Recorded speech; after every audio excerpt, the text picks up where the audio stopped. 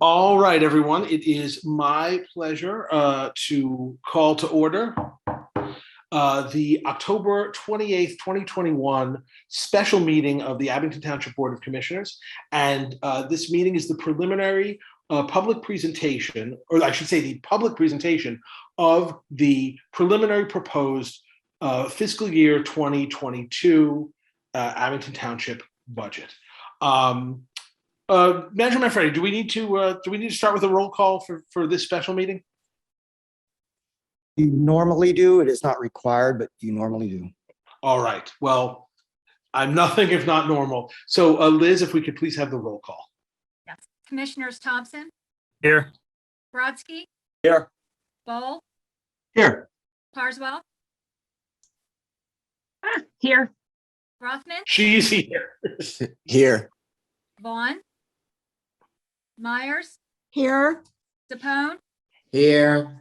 Bowman, DePlacido, Here. Weinrod, Here. Vehy, Here.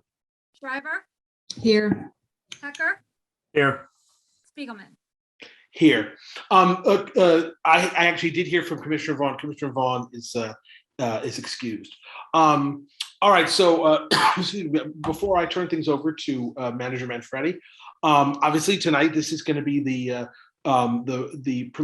presentation of the preliminary proposed township budget for 2022. This is very exciting because this is the first budget now prepared with through the OpenGov system, which will lead to a much more cost-effective and user-friendlier product for all of us and for all residents. And I just want to let everyone know this is not a voting meeting. We're not going to be taking any votes or actions tonight. The next major step for this budget will be a vote to advance it, which will take place at our full board meeting on Wednesday, November 10th. I want to take this opportunity to remind everybody that, again, because Thursday, November 11th is Veterans Day, the holiday, we will not be having that meeting, our meeting on that night, but rather Wednesday, November 10th at 6:30 p.m. That said, even though this is not any kind of a voting meeting tonight, we will have a public comment period before we adjourn after all the presentations are done. So with that, Manager Manfredi, I'm going to turn things over to you. Thank you, President Spiegelman. Thank you, members of the board. Welcome to everyone who is with us this evening. I want to thank you for taking the time to be here. For those who are here that are directors and team members, I want to thank you not only for your work in this new budget process and cycle, because it was a major undertaking. Not only are we introducing a new system, it includes a changeover in the accounting system, and the volume of line items and accounts that had to be transitioned over and be ready for this evening to be a part of this budget was and took a Herculean effort. The finance department, led by Ms. Herman, took on that effort. I have to say, Ms. Embry, and in my office, Ms. McIlvain, put in a tremendous amount of time and effort so that I may be standing here and presenting this budget to you in this new format. I'd like to point out, before we get into some other housekeeping items, that we took great pains to make sure that this looked like, resembled in many, many ways, including layout, content, charts, diagrams, that which has been done in the past. So if it looks familiar, it was intentional, so that there wasn't such a dramatic change in what you see, because you're going to see changes when you see this online. We have taken the necessary steps. Tomorrow, when this document becomes public, you will have instructional videos available to you online.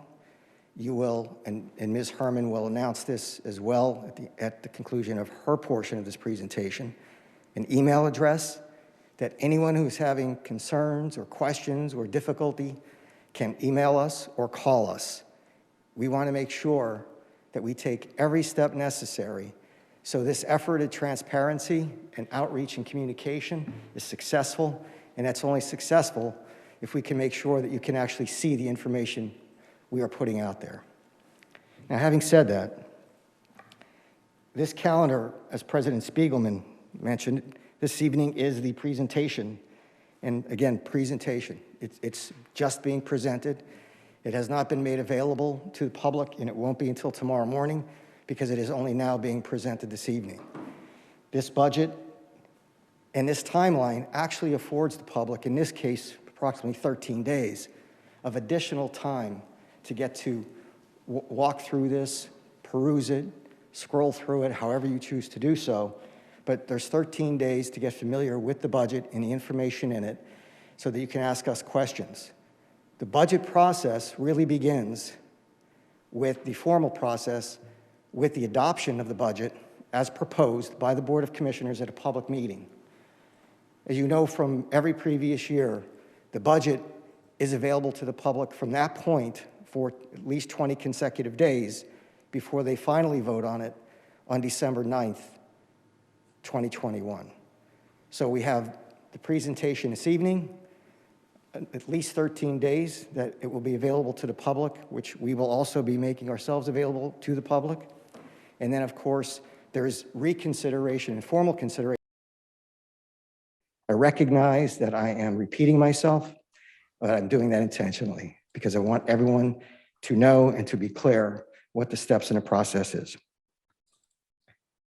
With that, I want to talk a little bit about the calendar for 2023.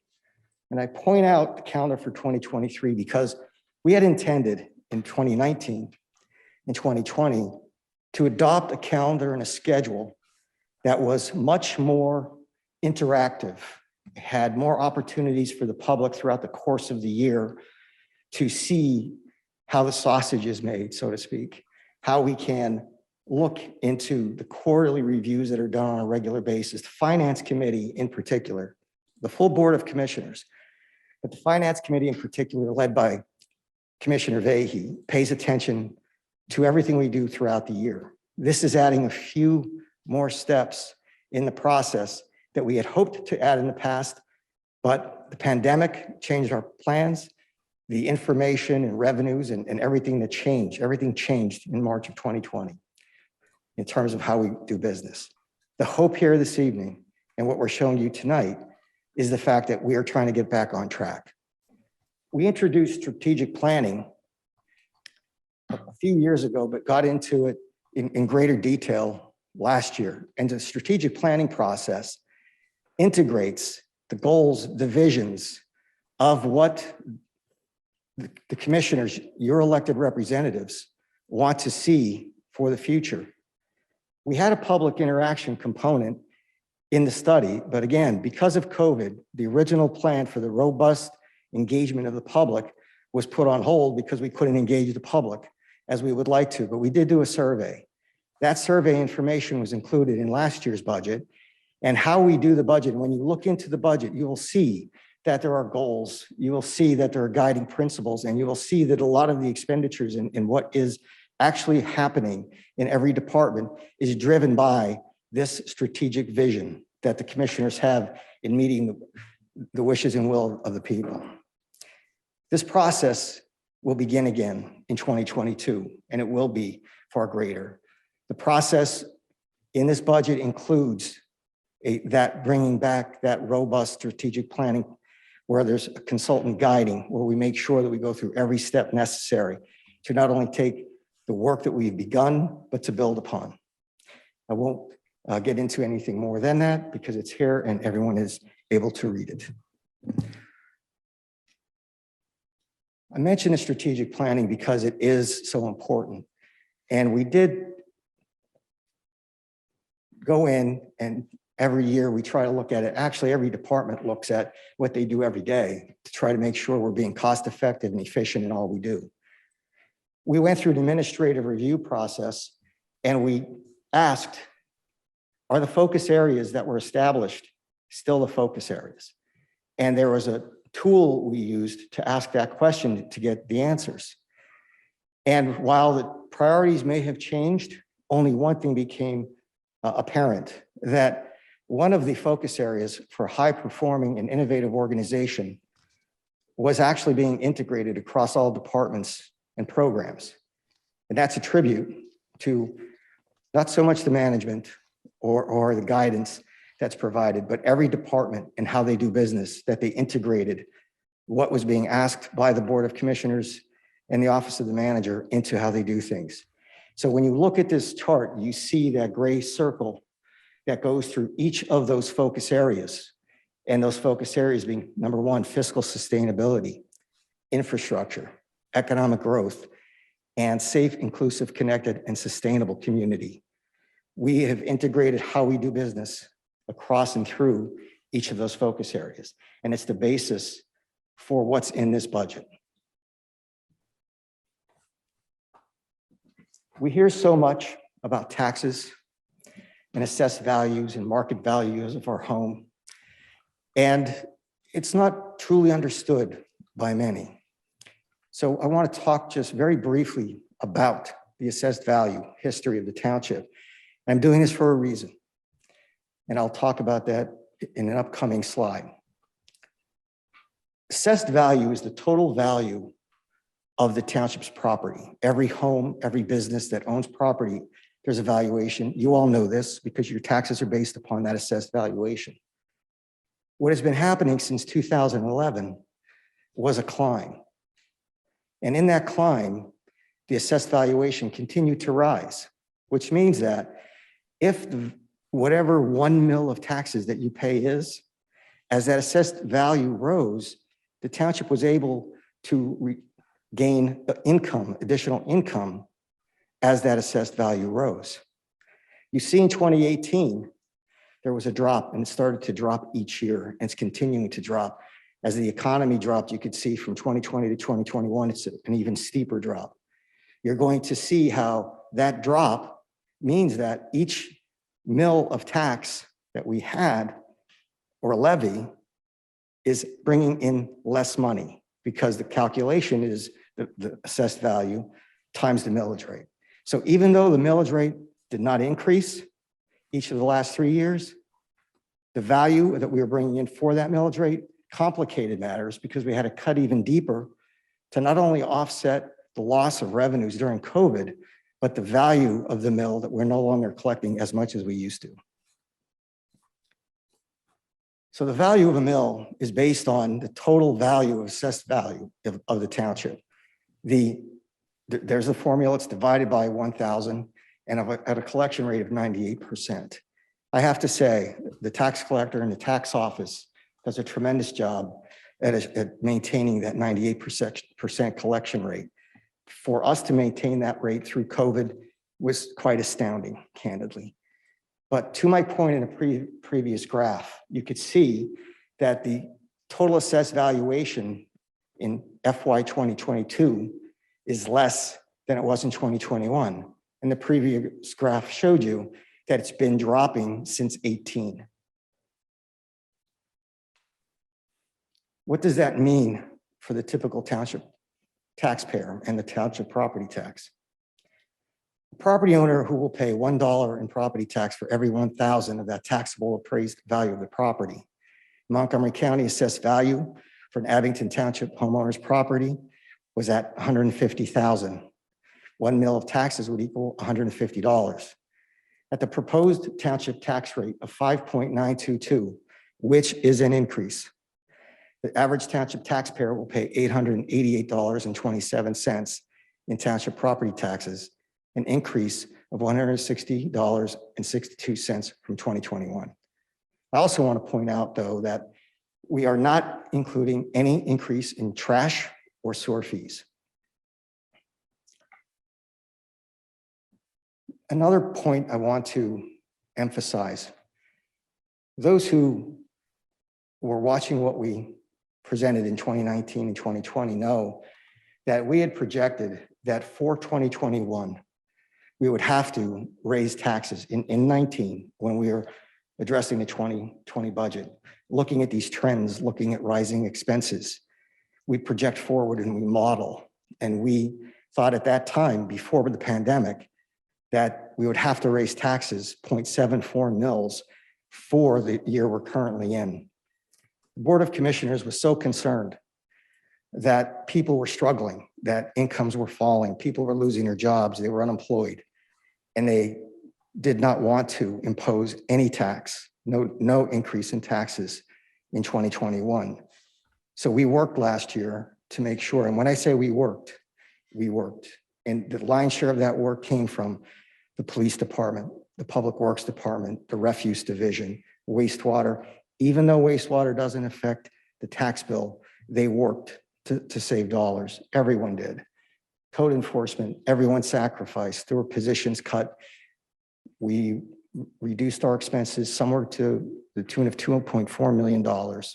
And we began in March of last year in essential spending only. So we took great measures to achieve that no tax increase last year, but we can't defer it any further. We had to deal with the realities of lost revenues and increasing expenses like every family has, trying to be mindful that everyone is struggling still, that many are struggling. And we worked to try to find ways to keep that millage rate as low as we possibly can. This increase this year's proposed is 1.071 mils.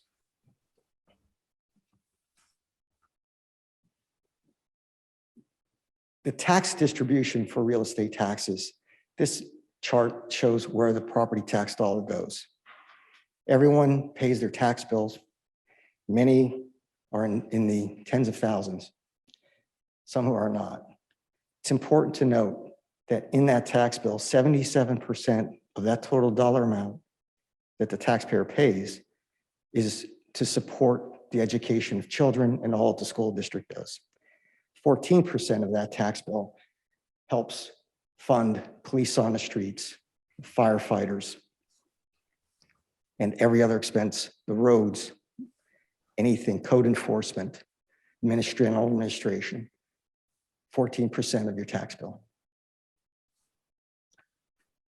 Another way to illustrate this, you can see the axis on the left is the millage, on the right is a tax by each authority being the taxing districts. You could see the very bottom in gold, yellow is the community college, just above $0. Montgomery County, just under 750. And in blue is Abington Township, which is at roughly that $888 I was just referencing. And then of course, the red is the school district. And you could see up above 4,500 and somewhere under 5,250 is where the typical tax bill would be. So in your tax bill, if you add all those numbers up, you could see where the lion's share of that tax bill and that tax payment and the people's checks are going. So what does that mean in terms of dollars in?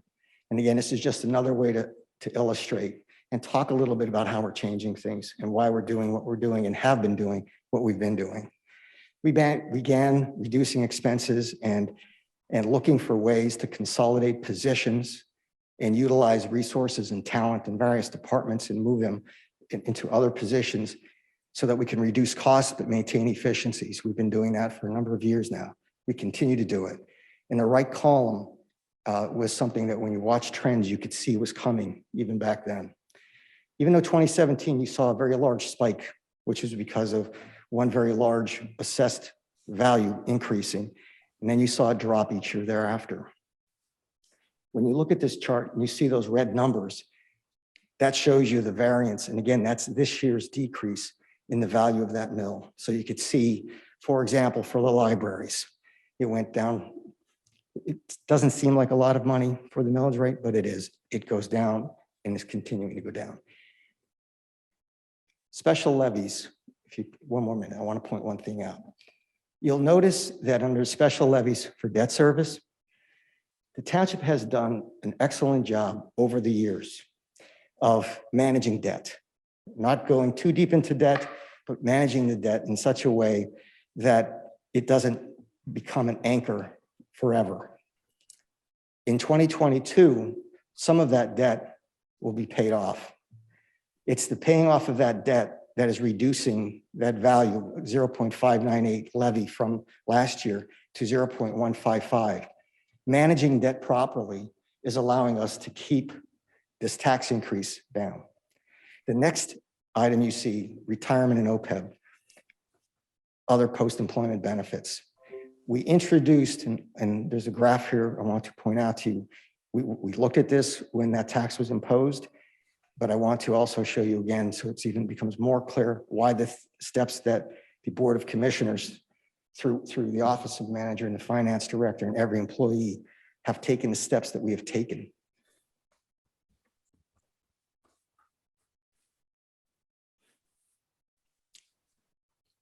This is a snapshot of those revenues and then the related expenditures. Ms. Herman will be doing a more in-depth view of those revenues and expenditures and talking to them. There are things that I want to point out in each of those. You notice real estate taxes, $16,700,000, earned income taxes, $8,500,000, and other taxes, $8,750,000. Those are the lion's share of our revenues. You look at the very bottom, it says fund balance appropriation.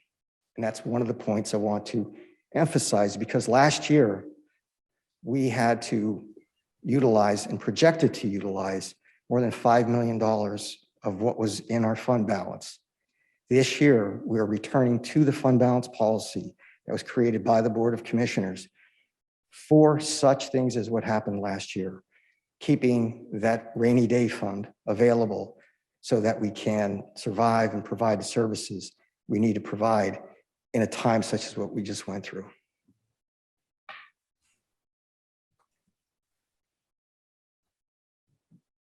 Talked about assessed value and revenues, and this is just another visual to show you that as revenues were strong, when the assessed values were higher, primarily real estate, but just business and the economy, you saw revenues continue to steadily increase. You saw expenses continue to steadily increase. But in 2018, 2019, that started to get closer. And then in 2020, we know what happened. Even though we reduced expenses and saw them level off in 2020, 2021, that was the reduction to cap expenses so it wouldn't rise any higher. And you can actually see the decrease for 2022. You also see the precipitous drop off in revenues.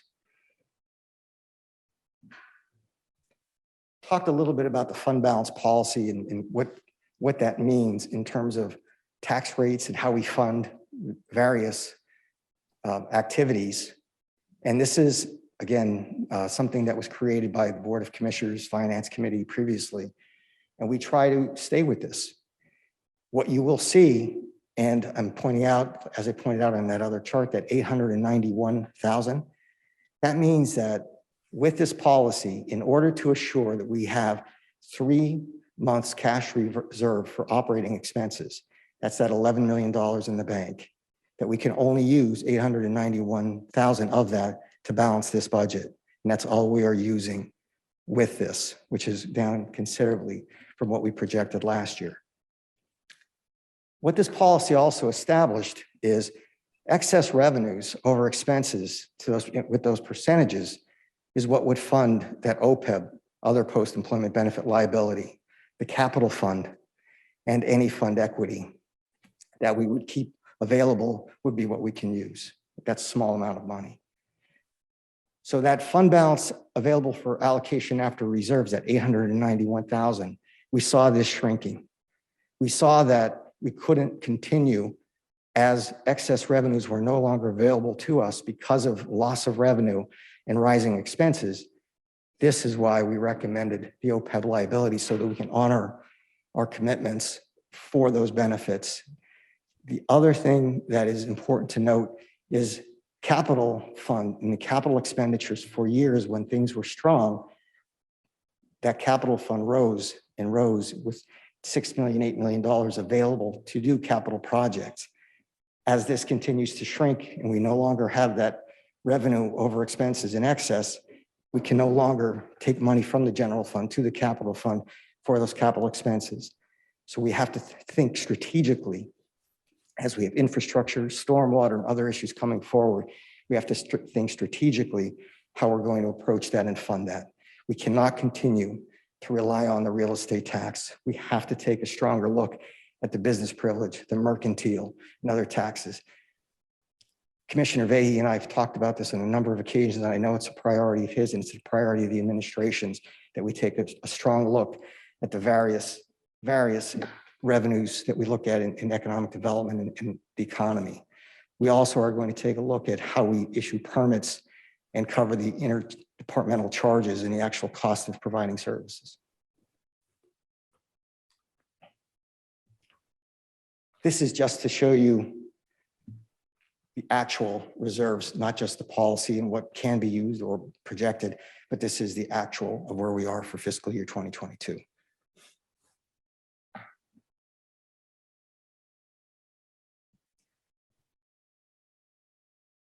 I believe with that, we're going to turn this over for a revenue and expense review in greater detail with Ms. Herman, the Finance Director.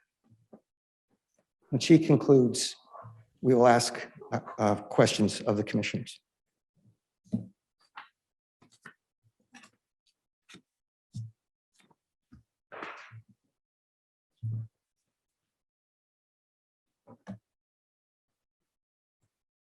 Yes. Good evening, all. Thank you, Manager Manfredi, for your acknowledgement of myself and my staff, as well as Ashley. But I'd be remiss if I didn't also thank all of the directors and all of their staff for their willingness and acceptance of the new chart of accounts and all the work that they put into the new OpenGov system.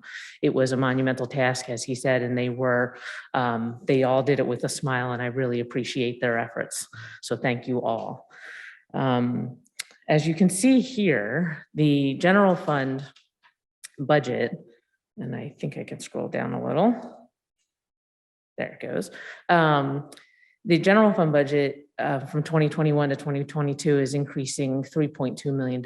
As we know from past presentations, that is largely related to personnel and benefit costs, which just continue to rise based on natural reasons, collective bargaining agreements, and other raises and health benefit costs and pension costs, et cetera.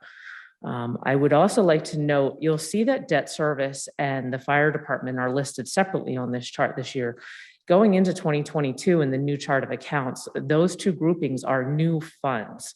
So they used to be part of the general fund, and they are now individual funds moving into 2022. So you will see those listed separately throughout the future reporting and whatnot. As I go down here, and Rich did mention, Manager Manfredi did mention the decrease in debt service. We are paying off the 2017 note in 2022, which for the general fund, so that will be finished. We will still have some debt outstanding for the sewer fund and the refuse fund, but we are closing that note, and then the general fund will not have any debt going forward into 2023. If you take a look down for the capital funds, you'll notice that they have decreased $2.8 million. The reason for that is we've reclassed several requested projects to the American Rescue Plan Act, which you'll see below there is noted as ARPA. There will be further detail about that coming later in the presentation. In this graphic, which in a few slides, I'll be able to show you an interactive graphic. This one is not. This is meant to reflect charts as we had done in the past to keep items that are familiar and so as not to make too many changes. You can see each fund here, the general, fire, sewer operations, and so on. We did make a secondary chart just for your viewing that shows. In this chart, you can see by the fund for those funds that are wholly operational on their own, but the general fund is now broken out. So you can now see the tax office, police, finance, public works, et cetera, that make up the general fund. And I can get this to scroll down. Now, this is the first interactive chart. Now, when you become more familiar with the online product, there will be several of these, and it'll both be in pie chart format, bar graphs, legends that can be clicked on, tables, and whatnot, but we'll get to that later. But for instance, this is interactive in the way that you'll see here, there's a category called other taxes. And when you're in the online program, you'll be able to, not only you could choose to click this part, but you could also click in the legend. And when you click on that slice of the pie chart, what it does is bring up the categories that make up that particular slice. So it was called other taxes, and now you can see what makes up other taxes. And there will be several places within the online budget book where you'll be able to do this and drill down a little further into the item to see what it encompasses. You can click the back button to go back to the first screen, and then we'll move on from there. In the revenue budget comparison from 2021 to 2022, as Rich mentioned, the earned income tax and mercantile tax and business privilege tax, we're expecting increases for those moving forward into 2022. There are increases over the 2021 budgeted numbers, but it's really just a reestablishment of the pre-pandemic levels. They seem to be on pace.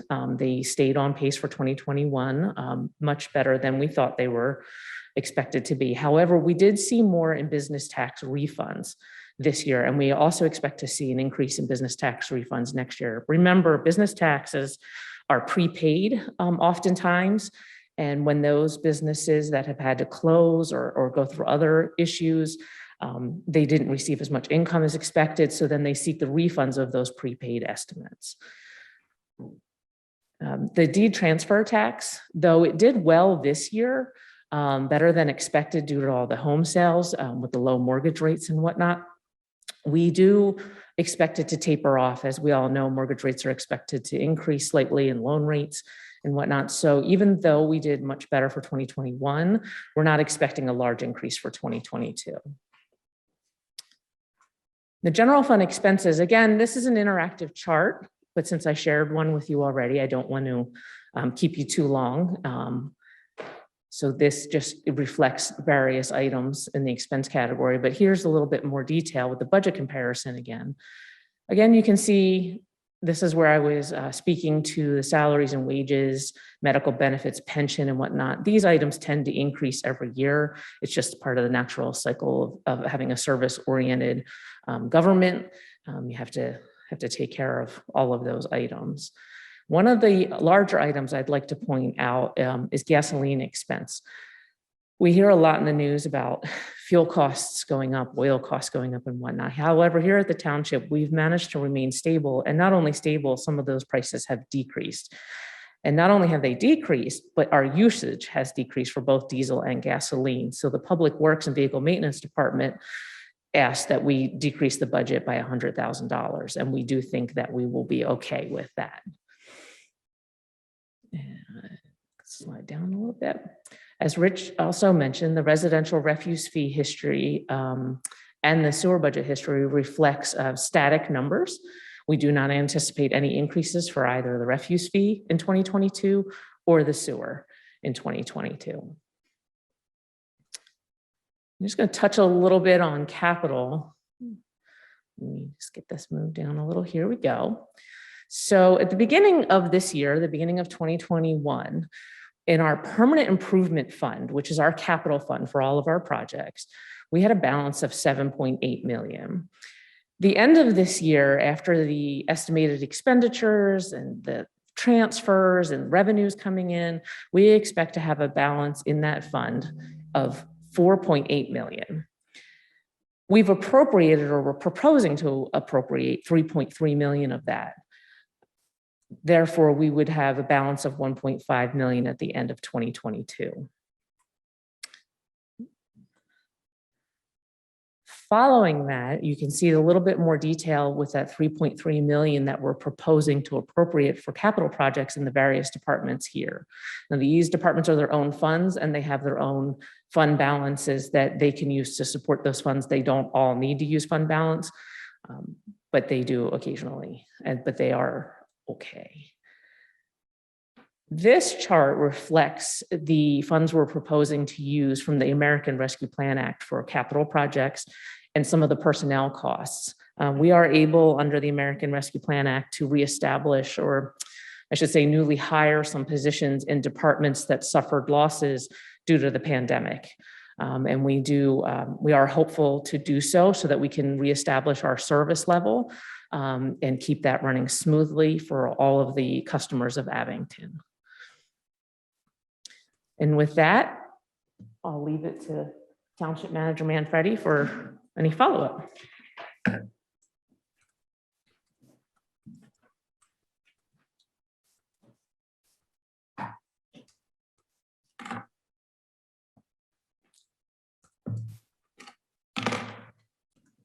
Thank you, Ms. Herman.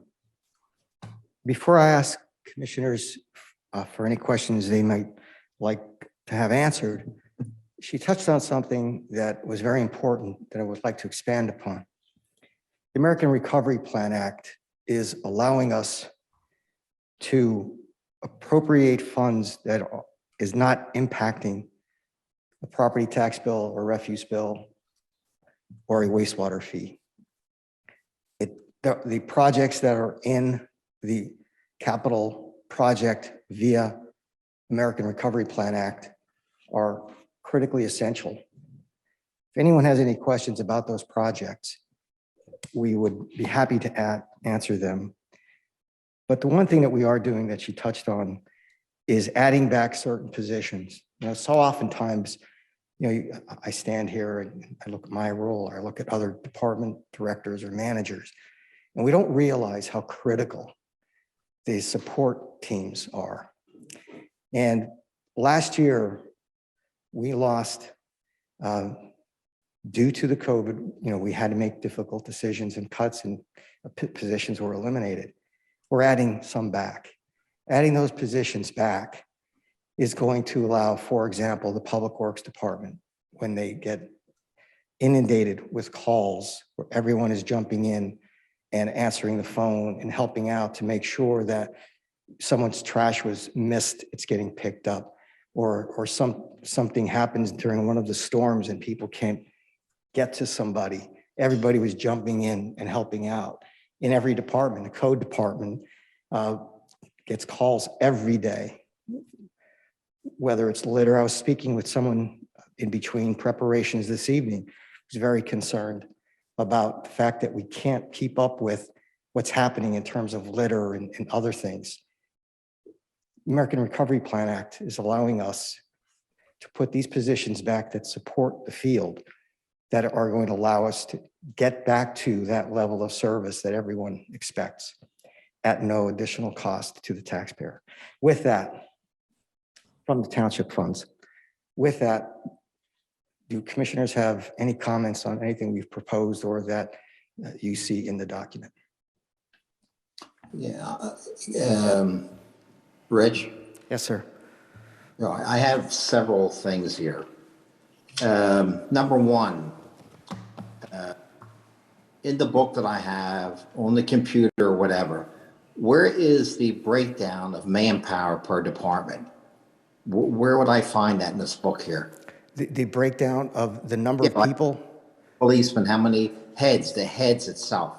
the complement chart? Yeah, I need to know how many we have. Yeah, we're going to show you that, sir. As in each department.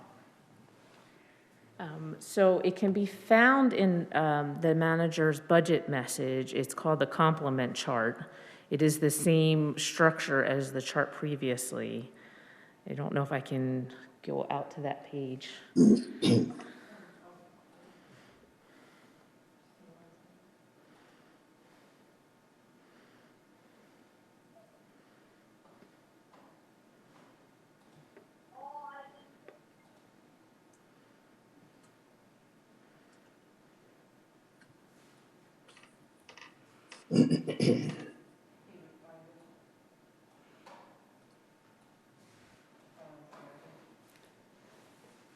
We apologize for the delay. This is very easy to navigate, but not when we're in 3 different platforms.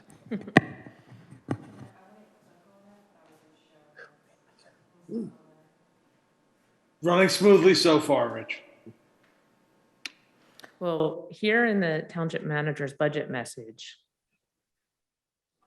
which you all will be able to click on once you receive the link, it is further down. Let me just see if I can scroll to it for you. And included for everyone's information, as we did last year, there's a supplement section of the online budget book as well, which includes all of the position schedules. So it'll have the title of each department, I'm sorry, the title of each position. Oh, here's the complement chart. Let's see if I can. Commissioner Zepone, does this answer your question? Yeah, let me just see. I have to open this up. It's very tiny. Okay. All right, that's that. Okay, where do I go here? I got more. So we're anticipating or proposing a tax hike. Did I hear that right? Yes, sir. 1.071 mils. Okay, even though during the pandemic, folks lost their homes, jobs, and businesses, and we're still thinking about a tax increase? Yes. Yes, sir. Wow. Ooh. Okay, It is not a pleasant thing to have to propose, so let me but see. for the reasons that I outlined, that's why we are recommending it. Okay. Now, maybe this is something somebody can find out, and I kind of think I know the answer, dealing with PennDOT the past couple of years. So we're expected, I'm pretty sure about $8 million back from what we outlaid for this project, Edge Hill Tyson. So, and I'm almost sure we'll probably see that the projects probably will wrap up in December, and then PennDOT will have to warranty that for another year. So I'm probably thinking maybe towards the end of next year, we should be getting I believe it's been so many years. I believe it's like $8 million. So I need somebody to check on that, please.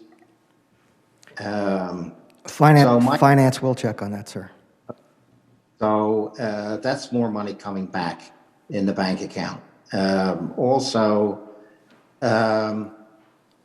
the Fed money that we're getting, probably by the end of next year, that'll be more money going in the bank account. So, I mean, is all this being looked at, figured in? Yes, sir. Talk me here. Let me address the federal money, the American Recovery Plan Act. We received the first tranche deposit in excess of $9.5 million. This budget includes projects in that amount. Those projects, for example, the building that we're, township building where our police and administration and all employees, code, everyone, tax operates from, the HVAC system, the mechanical, the electrical, there's no air. There's no fresh air in the building. It needs to be redone. That is $3 million that we have in the American Recovery Plan Act to be funded via that federal program. That if not for those dollars, we would not have been able to reduce the tax increase because we would have had to maintain that millage rate for debt service to pay for that. That's one example, one real live example of how we utilize that funding to assist in keeping taxes down for the taxpayers. I want to also point out that if you recall, when I proposed to the commissioners and the commissioners thankfully approved our engaging a firm to analyze the bill and every request we have, there's a rigorous process that we go through and every request that's made that's in there that gets reviewed and analyzed against the parameters of what we're able to do under the law of that act before we included it. So it's been thoroughly vetted and we are using it. We are following the guidelines and guidance that the law sets forth. Okay. So right now, as far as what do we, I think I wrote it down here. I want to make sure though. What are we actually sitting on as far as reserve money? Reserve in our fund balance? Yeah, what do we have in the fund balance? What you know, yeah, the fund balance, what do we have? The fund balance is currently $12 million. It was on a chart that was presented. Yeah, I did write that down. I wanted to make sure of that. Okay. All right, I'm not going to take up more time. I have more stuff, but I'll let somebody else go. Thank you for the answers. You're welcome.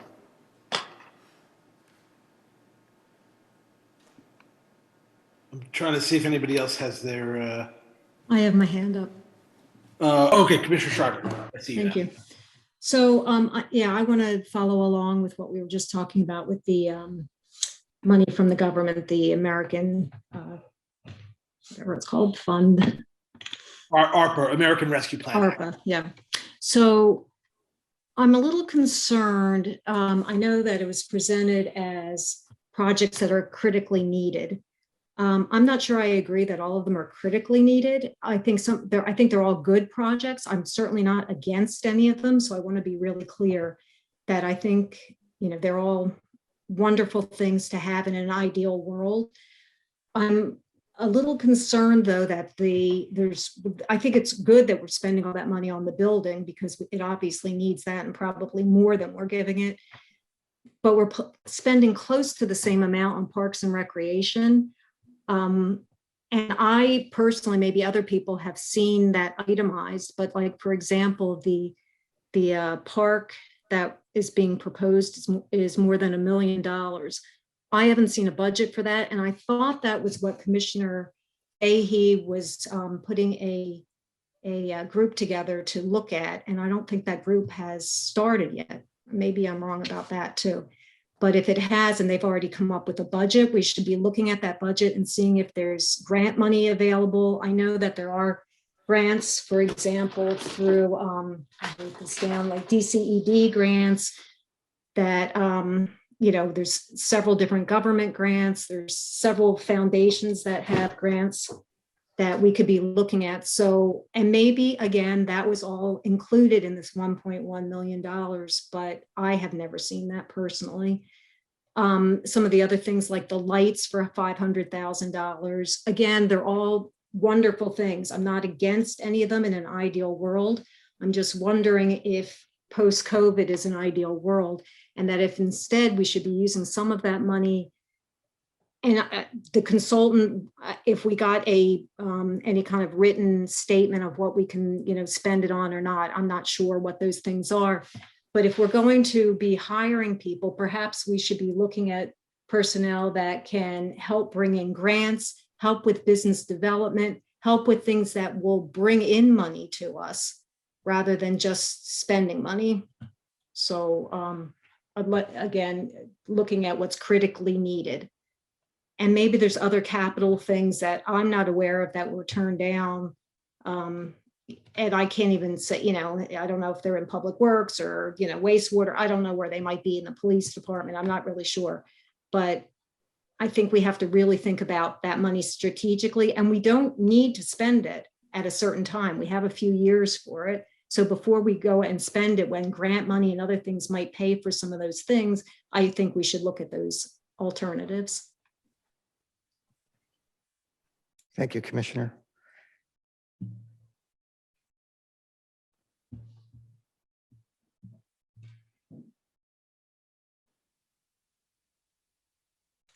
I'm sorry, I just want to add one thing. If there is something that on that same money, if there is guidelines on like how it can be used, maybe to bring in money, like I just said, I'd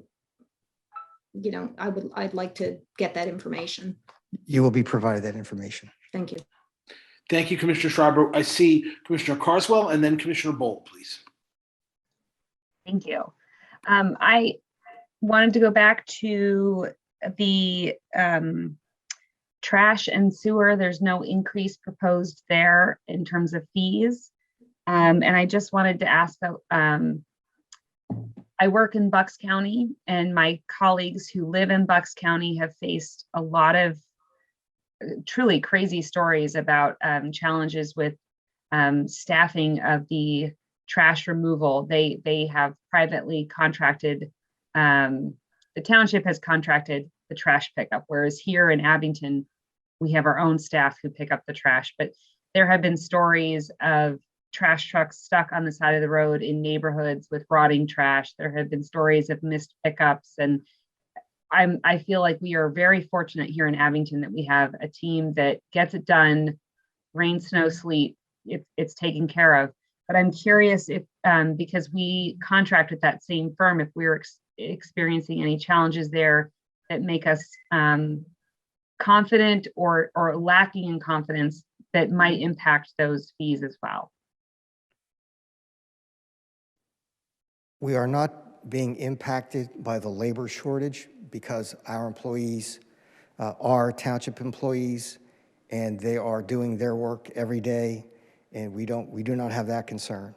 With respect to where we are taking our trash, we do have an agreement, and that agreement is being honored. And I will tell you, our refuse division, Mr. Maxwell, and of course, everyone else in Public Works Department are doing an incredible job, and we have not felt the pinch that others have had.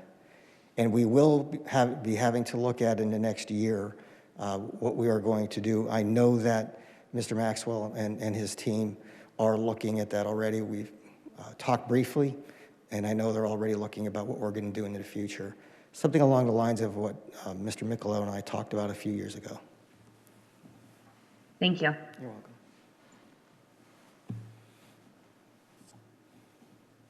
welcome. Commissioner Bowl and then Commissioner Vehy.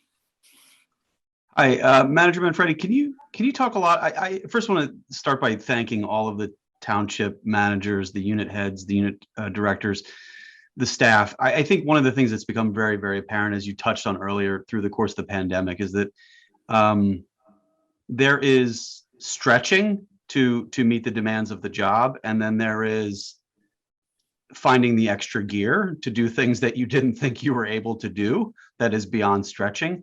And I don't think many of the commissioners would disagree with the fact that the level of customer service capability has been stretched during the pandemic. And one of the strategic investments that I know you're looking to make is in personnel and staff that will help bolster the customer service that we bring to residents of Abington.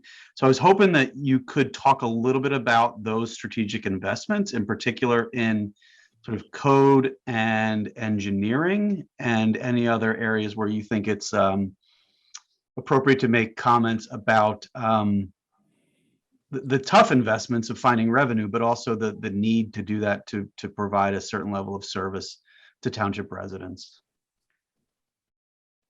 Thank you, sir. Happy to get into greater detail about that.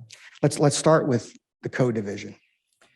We've been, since 2017, candidly, when I first arrived and we looked at, there were a number of director positions and other positions that were retiring, and how were we going to fill those positions, and how are we going to move forward in a cost-effective, efficient manner. When 2020 hit, there were 2 positions that were critical that weren't filled. There was a retirement, and then there was other reductions.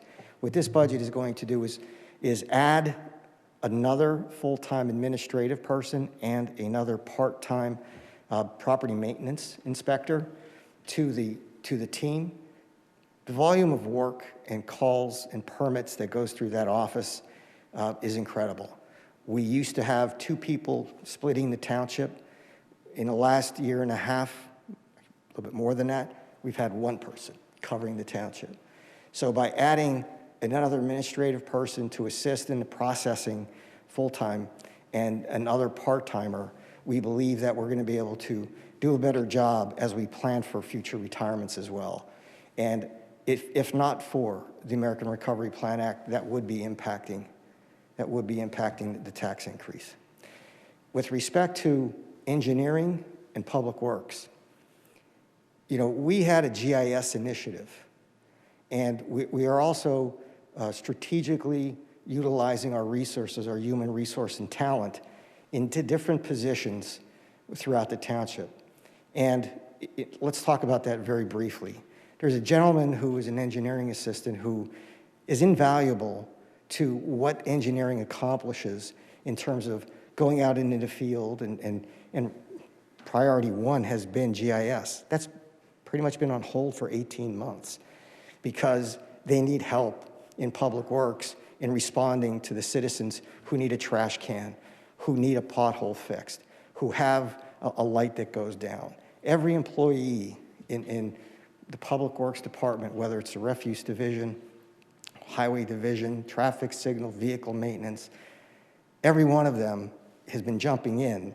So by putting 2 people, and as you may recall, we consolidated the locations so we can have more people to do just that, to assist while we are down with personnel.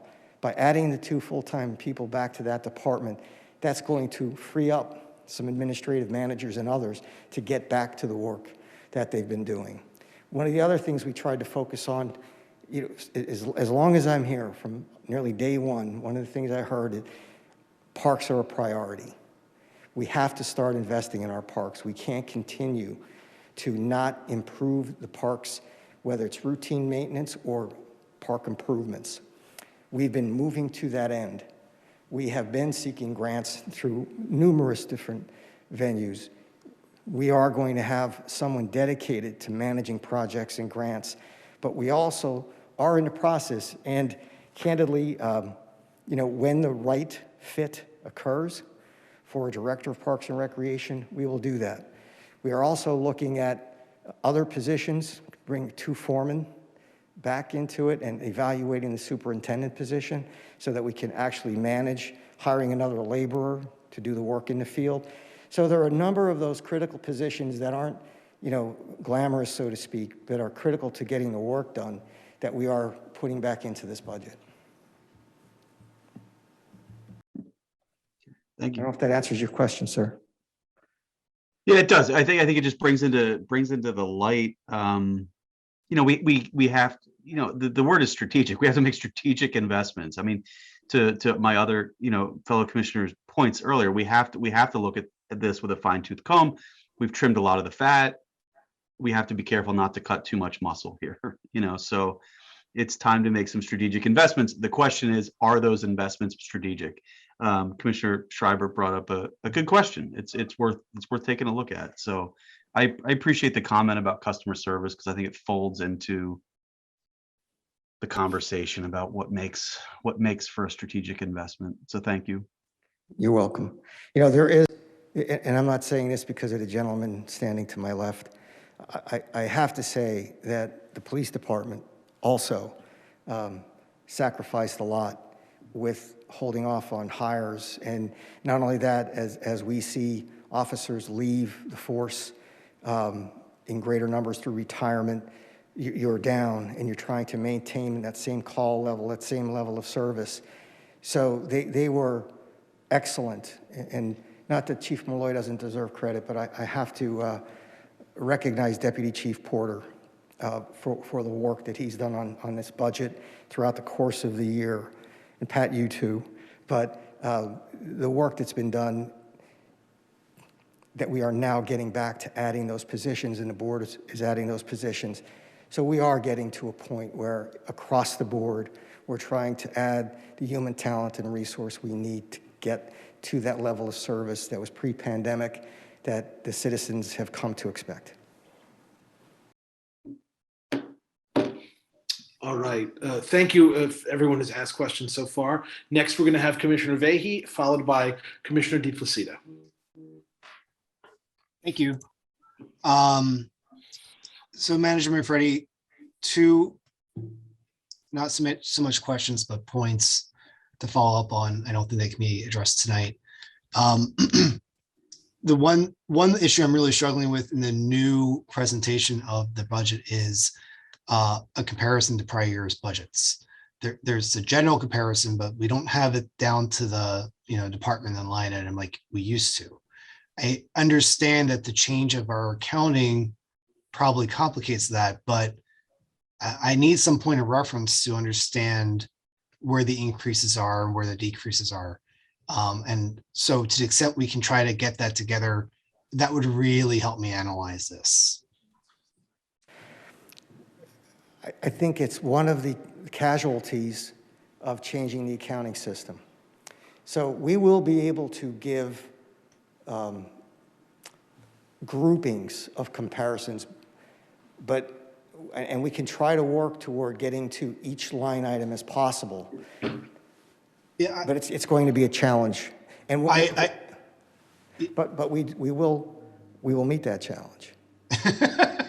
So as you always do. So And, groupings might be sufficient, but I mean, that's the one thing I really relied on in years past to assess the budget, and it's not here. And the second point is it seems to be lacking the detail of prior budgets. And I'm sure the detail exists. I have no doubt it does, but I can't find, for example, when you go to departments and it says salary expenses, I can't find any further breakdown of that on the online version. I believe what you're looking for is the supplemental. There should be a supplemental section, Okay. and we will make sure that, Ms. Herman is telling me it is there. Oh, the wage schedules under, oh, okay. Okay. Well, all right. So far, that's the only detail I couldn't find. So this might answer my question.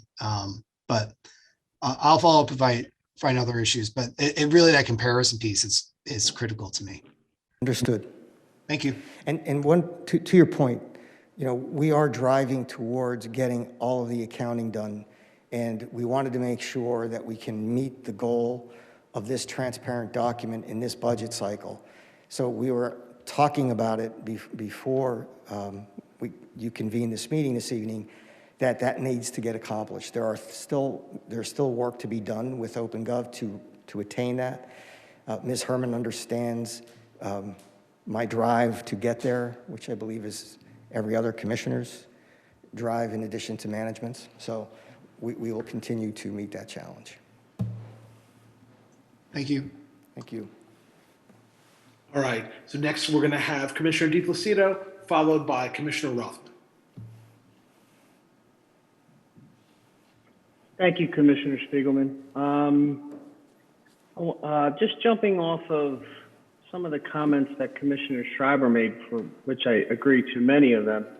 I had a question. Was there an announcement or say a specific time period that groups were to submit either an application or request for allocation of monies from the Rescue Act?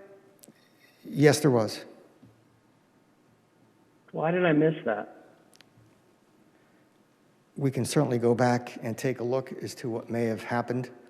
But yes, sir, there was. Okay, and that was in none of the... That was as we were moving through the strategic planning process and priority process. Yeah, for which I was a part of many of them, but I don't recall. I mean, I don't recall anyone ever saying, okay, now's the time you need to apply for some of this. Does that make sense? It does.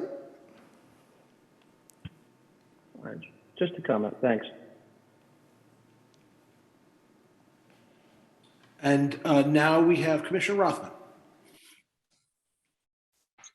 Thank you. I really want to agree 100% with all the comments that have been made about how appreciative we are of all the staff work that goes into the budget, the tough decisions that were made last year and that continue to be a necessity here. Of course, I'm also no fan of us raising taxes, particularly during difficult times, but we do have a standard of expectation that the township residents have. And one of the great things about living in Abington is knowing that your trash is getting picked up. My friend, Mr. Maxwell, does the terrific job of responding to any concerns that come from residents in Ward 3, and they respond right away. They're out there during good, bad, and ugly weather. I do think that in the name of the transparency that we're seeking as a collective unit of commissioners to be more transparent, and I think we've done a good job at that, but we can always be better. I do think we need to have some of the items that Commissioner Vahey mentioned to make it easier to look side by side, not only for us and but also for the community to take a look at. I also rely on the side by side. It makes it easy for me because all of this is very complicated, of course. So I think that would help the community as well. And I think that we've all been part of conversations with police as to narrowing the budget while also giving them the resources they need. The engineering department, you have folks like Tim Clark who are always busting it and doing a good job for us and being responsive. And with all the requests that we get from our residents, I think the community needs to understand that this is a budget process, right? We're all discussing tonight parts of what we're going to vote on, but the dynamic is that we need to, I think, see if we can find other areas of savings while we go through the next month or so. And hopefully everybody will have more questions. I know after this meeting, I always dig in even further than I do in preparation. So thanks. But I do hope that, Rich, you and the team have done a great job. And if we can get some more information or even graphics or something to be able to share with the public to let them know where we're making these changes in a pretty simple space, in a simple way, I think that's going to help everybody. So thanks for the time, Commissioner Spiegelman. Thank you, Commissioner Rothman. And again, thank you to all of my friends and colleagues on the board for the excellent questions and comments and points you've made thus far. I'm going to just give me a second. I need to go through and see if there are any other hands. I'm going to hold off on my comments for now because really we've heard a very, I think, good swath of questions and opinions. I do not see any more hands, so Manager Manfredi, I'm going to toss things back to you. Thank you, President Spiegelman. Commissioner Rothman, Commissioner Vahey, and all members, we recognize that a comparison of 22 to 21 will be helpful, and they are continuing to work on the accounting side of this, and we will meet that challenge. We will find a solution. There is a tremendous amount of information in the volume that is this budget book, and we're happy to entertain any additional questions. With respect to the people that are being added, that simplest thing to the commissioner's opponent asked, that complement chart shows each position numbers, not exactly the details of where all they are going. There are a few different positions I did not touch on, but for the most part, I think I've addressed most of those positions. But happy to answer any additional questions and provide whatever else we can to make it more clear. And with that, sir, the only thing I would like, Jeanette, for you to make sure that you let everyone know what the email address is and where they can go, and that you're available so that anyone in the public who has concerns navigating it, the tutorials that you'll receive to help navigate, and that the finance office will be available to answer any questions. Thank you, and thank you, Ashley, for bringing up that item there. I did fail to mention when the link is received and is made public, you will see on the landing page, which we call also the table of contents, right at the beginning of it, you'll see that it says, please email onlinebudgetbook@abingtonpa.gov with any questions. We welcome those emails. We understand that this is a big change, though we tried to keep a lot of things similar. It is a different look and it is a different chart of accounts. As the commissioners mentioned, we will find a methodology. We have continued to work on sorting out a comparison avenue that would best suit everyone's viewing capability. So we will get resolved and we will get that passed along. So this table of contents page will, again, the email's onlinebudgetbook@abingtonpa.gov. I will also mention there will be 5 or 6 videos that teach how to, in very brief format, teach you how to navigate through the book, and there will also be a PDF document of that you could print out and have in front of you as you're navigating so that you can make sure that you can get through everything. But of course, we welcome questions in my office always. Thank you.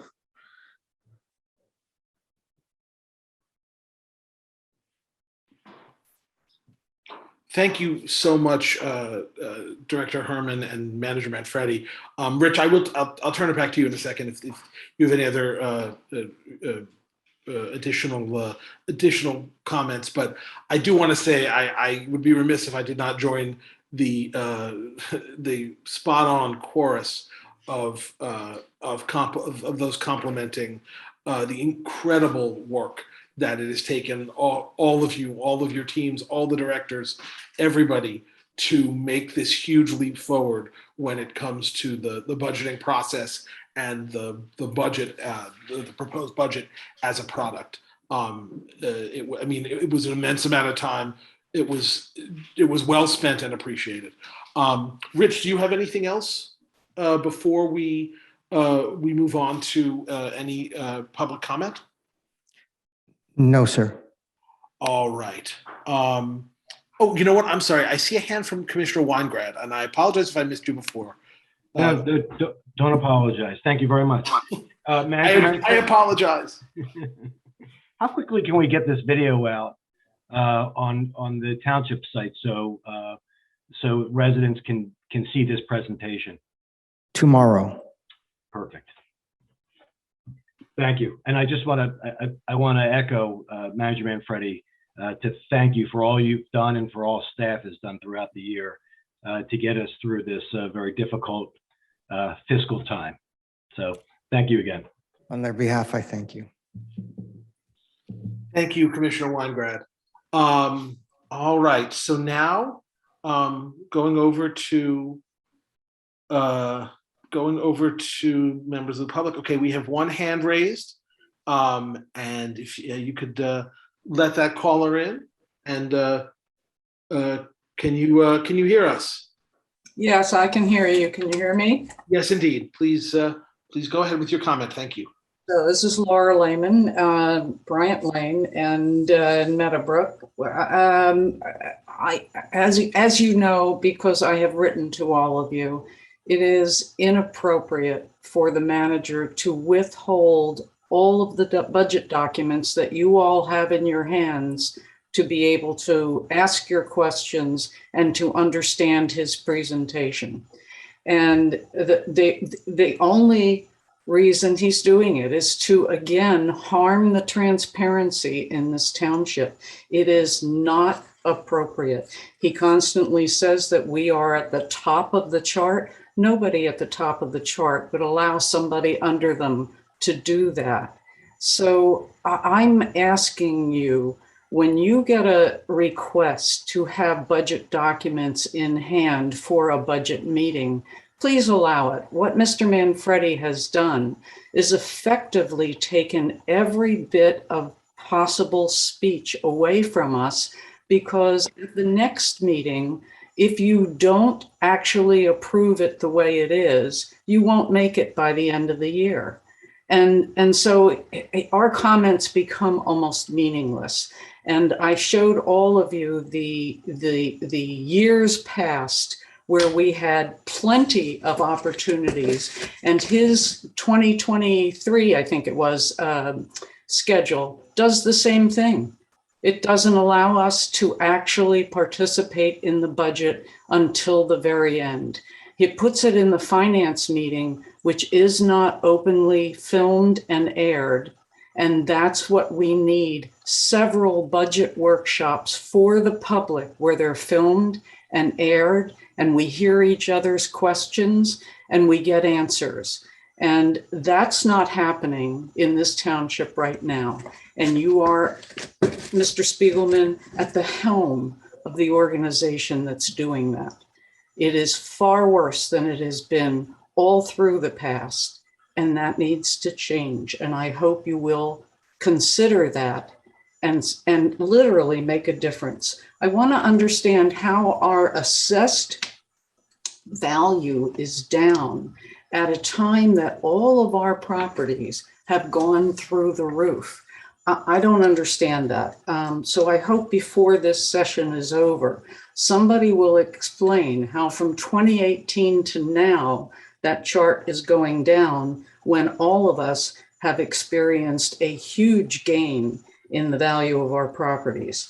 I don't understand how we have, I guess I don't understand the OPEB debt and how that's changed. I see it's a separate line now, and I'd like to understand that, because if it's done the right way, that would be a good thing to do. But if it's not, we need to know that. The customer service in the township is missing. And when you say that's a priority, we actually don't have, the residents don't have somebody answering the phone. That is the simplest customer service ever. And I just emailed you tonight for the 8th day that I cannot get an answer on a very simple question that I asked. Thank you very much for your comments. Your time has expired. Thank you very much for your comments. And there is another hand up, and it looks like Kaki Evans.